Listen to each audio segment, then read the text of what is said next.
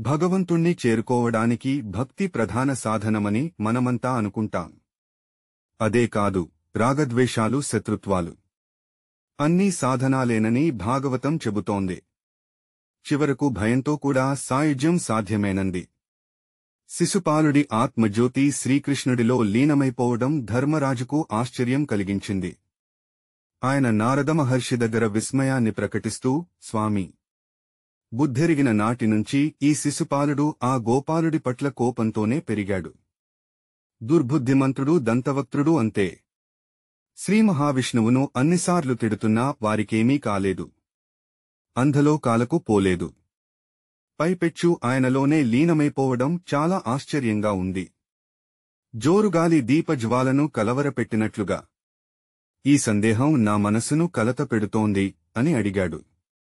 నారదుడు నవ్వాడు. ఏ రకంగానైనా ఆ సర్వాంతర్యామితో యోగం సాధించడం ముఖ్యం.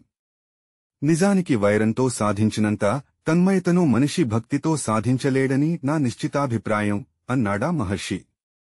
కోరికతో గోపికలు, భయంతో కంసుడు, ద్వేషం కారణంగా శిశుపాలుడు, బాంధవ్యం మూలంగా యాదవులు, స్నేహం పేరు చెప్పి మీరు, భక్తి ద్వారా నా వంటివారు ఆయనను పొందగలుగుతున్నాం అని వివరించాడు. నవవిధ భక్తిమార్గాలను చెప్పిన నారదుడే ఈ మాటలు చెప్పడం విశేషం. ఆయన మాటల్లో తన్మయత అనేది చాలా కీలకమైంది. దాన్ని పట్టుకోవాలి మనం.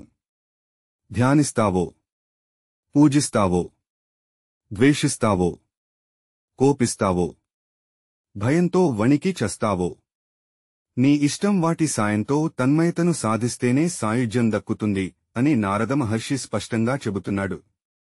సాధారణ పురుగుకటి తాను తుమ్మెదను కాగలనన్న గాఢమైన భావనతో తుమ్మెద వెంట తిరిగి అది చేసే శబ్దాన్ని అనుకరిస్తూ తుదకు తుమ్మెదగా మారిపోతుందట. ఆ భావ తీవ్రతను, నిరంతర ధ్యాసను సూచించేదే భ్రమరకీట న్యాయం. కీటకానికి తుమ్మెదగా రూపొందడమే అంతిమ లక్ష్యం. ఆ క్రమంలో అది ఒకానొక తన్మయ స్థితిని పొందుతుంది. భగవంతుడితో మనిషికి ఆ తరహా స్థితి లభిస్తే సాయుజ్యం తప్పక సిద్ధిస్తుందని నారదముని ఆంతర్యం. భక్తిలో కన్నా ద్వేషంలో తన్మయత తీవ్రంగా ఉంటుంది.